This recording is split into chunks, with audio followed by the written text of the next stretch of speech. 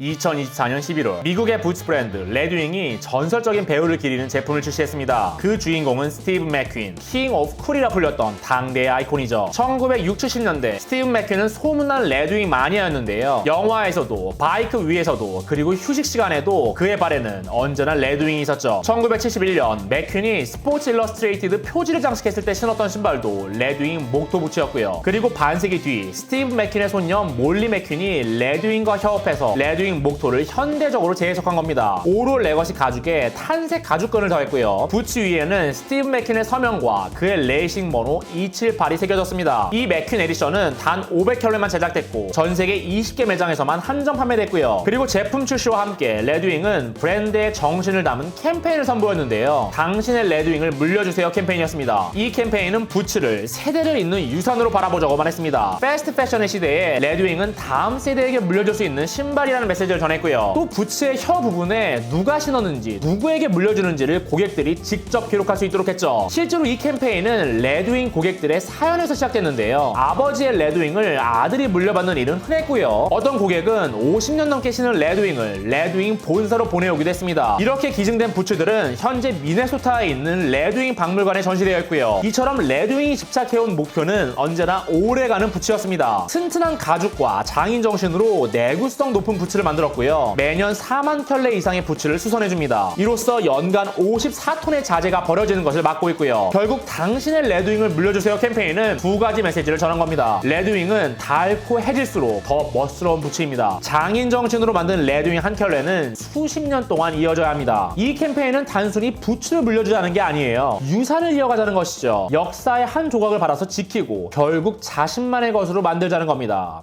레드윙, 부츠의 왕이라 불리는 브랜드입니다. 아메리칸 워크 부츠를 상징하는 이름이고요. 레드윙은 1905년 신발 상인이었던 찰스 백맨이 미국 미네소타주에서 시작했습니다. 당시 미네소타는 새로운 공장과 작업장이 세워지면서 도시가 빠르게 성장 중이었습니다. 유럽 이민자들이 몰려들며 노동 인구가 늘어났고요. 그러나 일터에서 이 노동자들의 발을 지켜줄 신발이 없었습니다. 그리고 찰스 백맨은 이 문제를 포착하고서 최고급 가죽으로 튼튼하고 편안한 수제 부츠를 만든 거죠. 농부, 광부, 목수 등 거친 현장의 노동자들에게 큰 인기를 얻었고요. 레드윙은 런칭 3년 만에 하루 450켤레를 생산하는 공장을 세울 만큼 성장했죠. 그리고 레드윙은 시대가 바뀔 때마다 새로운 일터를 위한 부츠를 만들었는데요. 1920년대에는 석유 노동자들을 위한 오일킹 부츠, 1930년대에는 광부들을 위한 아이언 레인저, 그리고 제1, 2차 세계대전이 벌어졌을 때는 미군의 군용 부츠를 납품했습니다. 1950년대에는 레드윙 구두가 미국 우체부의 제식화로 채택되며 포스트맨이라는 이름으로 불리기 시작했고요. 비슷한 시기 아이리시 세터는 본래 사냥용이었지만 뛰어난 내구성으로 건설 노동자들 사이에서 인기를 얻었죠. 그리고 레드윙을 사랑한 건 비단 노동자들만이 아니었습니다. 배우 말론 브란도는 영화 와일드원에서 레드윙의 엔지니어 부츠를 신고 등장했습니다. 또 스티브 맥퀸은 영화 르망에서, 잭 니콜슨은 뻐꾸기 동지로 날아간 새에서 레드윙을 착용했고요. 그리고 1990년대 레드윙의 이미지를 완전히 바꾼 사건이 일본에서 일어났습니다. 당대의 톱스타 기무라 타쿠야가 레드윙 목토 부츠를 신고 등장한 거죠. 그때부터 레드윙은 일본 젊은 세대의 로망이 됐고요. 사실 일본에서는 오래전부터 리바이스와 레드윙 같은 미국 빈티지 문화를 즐기는 아메카지 열풍이 불었는데요. 이에 맞춰서 레드윙은 대표 모델들을 현대적으로 복원한 헤리티지 라인을 선보인 거죠. 그리고 기무라 타쿠야, 푸지와라 히로시 같은 일본의 스타일 리더들이 레드윙의 헤리티지 라인을 즐겨 신게 된 거고요. 그렇게 레드윙은 작업화를 넘어서 패션 아이콘으로 자리 잡았죠. 그리고 레드윙 열풍은 일본에서 전 세계로 확산했습니다. 라이언 고슬링, 브래들리 쿠퍼, 데이비드 베컴 등 글로벌 스타들이 레드윙을 즐겨 신었고요. 기타의 신 에릭 클랩튼의 레드윙 사랑은 특히 유명합니다. 그는 새 페라리를 구입할 때마다 레드윙 875를 신고서 운전하려고 페라리의 클러치 페달을 개조했으니까요. 그리고 최근에는 오스틴 버틀러, 티모 샬라메 같은 젊은 세대의 스타들까지 레드윙을 찾고 있고요. 레드윙은 설립된 지 120년이 지난 지금도 전 세계에서 가장 인기 있는 부츠 브랜드입니다. 현재 4세대 경영자 앨리슨 게팅스가 이끄는 가족 기업으로 약 2,200명의 직원이 함께하고 있고요. 미네소타주 본사 공장에선 매년 100만 켤레 이상의 레드윙 부츠를 생산합니다. 여전히 세대를 넘어 사랑받는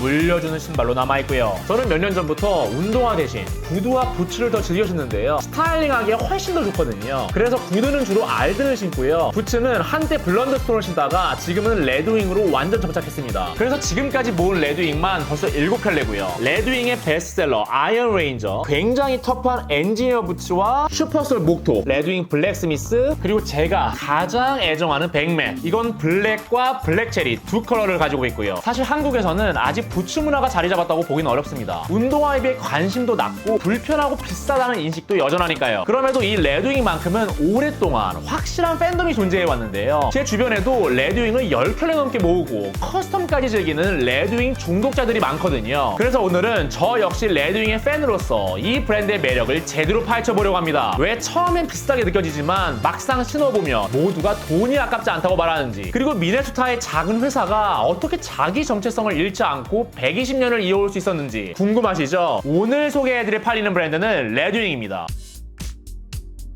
영하 40도의 현장에서 레드윙이 내 발을 지켜줬어요. 20년 동안 레드윙과 함께 고속도로를 지었어요. 40층 높이에서 레드윙에 내 생명을 맡겼습니다. 이 문장들은 미네소타주 레드윙 본사에 있는 명예의 벽에 새겨진 사연들입니다. 이곳에는 평생 현장에서 일한 숙련 노동자들의 레드윙 부츠가 전시되어 있는데요. 레드윙이 매년 약 8명의 주인공을 선정해서 그들의 이름과 부츠를 영구히 남기거든요. 이 명예의 벽이 전하는 메시지는 분명합니다. 레드윙은 단순한 신발이 아니라 수많은 사람들의 삶을 지탱해온 도구이자 동료다. 레드윙이 이렇게 자신있게 말할 수 있는 건 제품에 대한 깊은 확신 때문인데요. 그 확신은 한 켤레의 레드윙이 어떻게 완성되는지를 보면 알 수 있습니다. 레드윙 부츠에 쓰이는 가죽은 미네소타의 SB 푸트앤 컴퍼니에서 공급됩니다. 이 제약소는 1986년 레드윙이 직접 인수한 곳인데요. 이곳에서 최고급 천연 소가죽을 선별해 오일과 염료로 가공한 뒤 몇 분 거리의 레드윙 공장으로 보냅니다. 공장에서는 100년 넘게 이어온 전통 수제 방식으로 부츠를 제작하고요. 핵심은 굿이어 웰트 공법입니다. 접착제를 쓰지 않고 인솔과 아웃솔을 실로 단단히 꿰매는 방식이죠. 이 공법 덕분에 레드윙은 밑창을 여러 번 교체해도 부츠의 형태가 그대로 유지되고요. 신을수록 인솔의 가죽이 발의 땀과 무게를 머금어서 점점 내 발에 맞게 변형되는 거죠. 그리고 레드윙을 상징하는 또 하나의 기술, 트리플 스티치입니다. 이건 100년 전통의 퓨리탄 재봉틀로 실을 세겹박음질해서 가죽을 단단하게 고정하는 방식이죠. 굿이어 웰트와 트리플 스티치. 놀라운 건 이 기술을 이어가는 이들 대부분이 레드윙의 2, 3세대 장인들이라는 점인데요. 이런 브랜드는 미국 내에서도 극히 드물죠. 왜냐하면 이제는 미국에서 숙련된 장인들을 찾기가 어려워졌고요. 대부분의 브랜드가 인건비가 낮은 나라로 생산지를 옮겼으니까요. 그런데 레드윙은 100년 전과 같은 땅에서 같은 방식으로 장인 정신을 지켜가고 있는 겁니다. 그리고 여기에 아주 레드윙스러운 마케팅이 더해지는데요. 레드윙 공식 홈페이지나 유튜브에 들어가 보면 대부분 다큐멘터리 형식의 영상입니다. 부츠를 수작업으로 만드는 과정, 부츠를 관리하고 수선하는 방법이 주를 이루고요. 이렇게 레드윙의 본 모습을 그대로 보여주는 것만으로도 사람들에게 깊은 인상을 줄 수 있다고 믿으니까요. 그래서 저는 앞으로 레드윙이 더 많은 사람들에게 인정받을 거라 생각합니다. 패스트 패션의 시대에도 100년 전과 같은 방식으로 정성스럽게 신발을 만드는 브랜드, 더 많이 파는 대신 더 오래 신을 수 있게 돕는 브랜드, 이건 다른 어떤 브랜드도 흉내낼 수 없으니까요. 레드윙 본사 명예의 벽에 걸려있는 저 부츠와 사연들처럼요.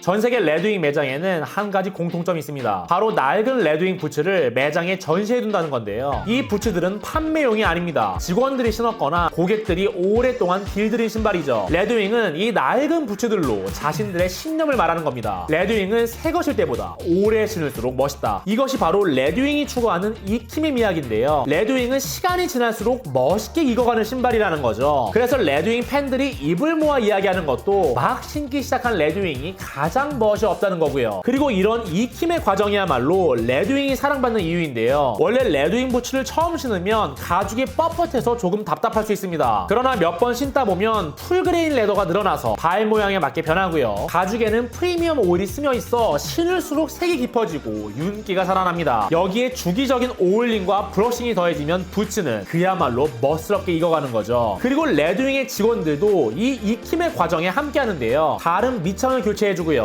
정기적으로 슈케어 클래스를 열어서 부츠 관리법을 교육합니다. 또 직원들은 자신들이 레드윙을 어떻게 익혔는지, 어떻게 멋지게 신을 수 있는지를 열정적으로 나누고요. 그래서 그들은 한 목소리로 말합니다. 공장을 떠나는 순간 레드윙은 95%만 완성된 겁니다. 나머지 5%는 고객이 완성하죠. 그리고 여기에 더해 레드윙을 더 적극적으로 길들이는 사람들도 있는데요. 바로 취향에 따라 레드윙을 커스터마이징하는 고객들이죠. 가죽을 염색하거나 스티치색을 바꾸거나 고리를 구리, 청동, 블랙메탈 등으로 교체하는 교체하는 식으로요. 심지어 어떤 고객은 모터사이클의 엔진 오일이나 배터리의 자국을 일부러 남기기도 하는데요. 이건 레드윙을 더 터프하게 길들이기 위해서죠. 어떠세요? 왜 레드윙이 많은 사람들에게 사랑받는지 이제 아시겠죠? 익힘의 미학 때문입니다. 여러분도 언젠가 멋스럽게 익은 나만의 레드윙을 완성해 보시기 바랍니다. 그 익힘의 과정이 주는 즐거움은 오직 레드윙에서만 느낄 수 있으니까요.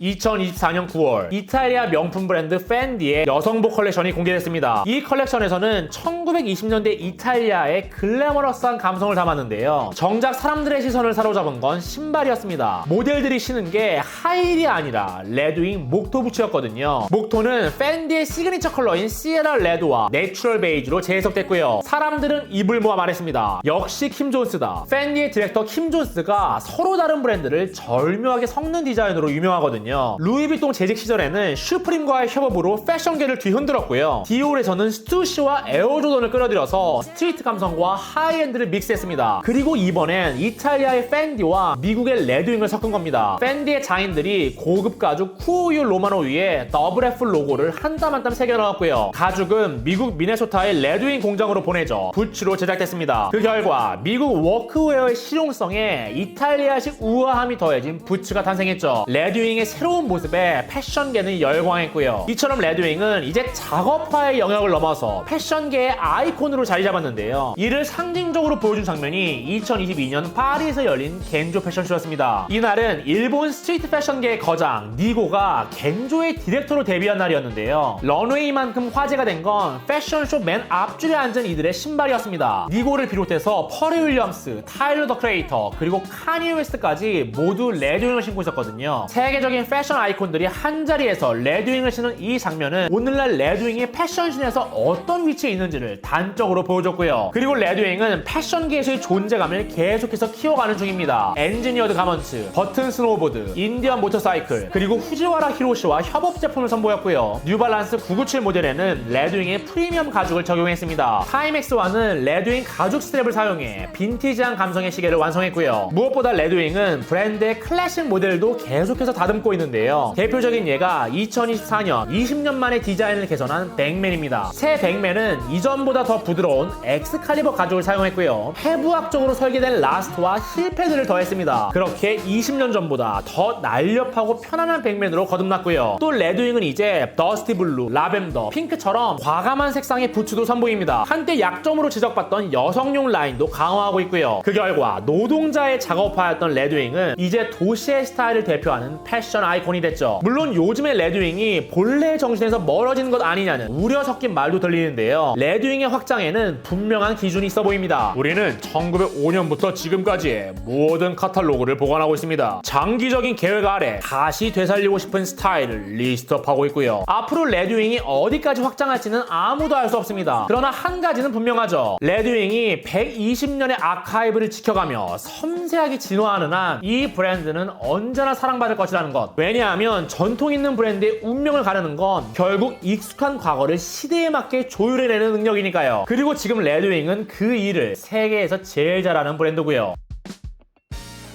120년 전통의 레드윙이 여전히 팔리는 브랜드로 남은 비결, 부츠를 더 많이 파는 대신 더 오래 신을 수 있는 부츠를 만드는 데 집중했습니다. 익힘의 미학을 바탕으로 새 부츠를 멋스럽게 익히는 문화를 만들었고요. 브랜드의 아카이브를 토대로 점진적으로 새로움을 더하며 익숙하면서도 새로운 레드윙을 창조해냈죠. 제가 이번에 레드윙을 스터디하면서 흥미로운 사실 하나를 발견했는데요. 레드윙은 경제가 어려운 때일수록 오히려 더 큰 인기를 얻었다는 점입니다. 1990년대 일본의 잃어버린 10년 불황 속에서도 고가의 레드윙은 놀라울 정도로 팔려나갔고요. 2008년 세계 금융위기 속에서도 레드윙의 인기는 오히려 높아졌습니다. 그리고 지금 전 세계적인 경기 침체 속에서도 레드윙의 매출은 계속 성장 중이죠. 저는 그 이유가 어려울 때일수록 사람들이 진짜의 가치를 더 잘 알아보기 때문이라고 생각합니다. 한철 입고서 버리는 옷보다 오래 쓸 수 있는 진짜의 가치를 두는 시대, 레드윙은 바로 그 진짜를 상징하는 브랜드인 거죠. 요즘 같은 때 여러분들도 오래오래 함께할 진짜 부츠를 경험해 보시길 바랍니다. 결국 시간이 지나면 진짜만 남게 되어 있으니까요. 감사합니다.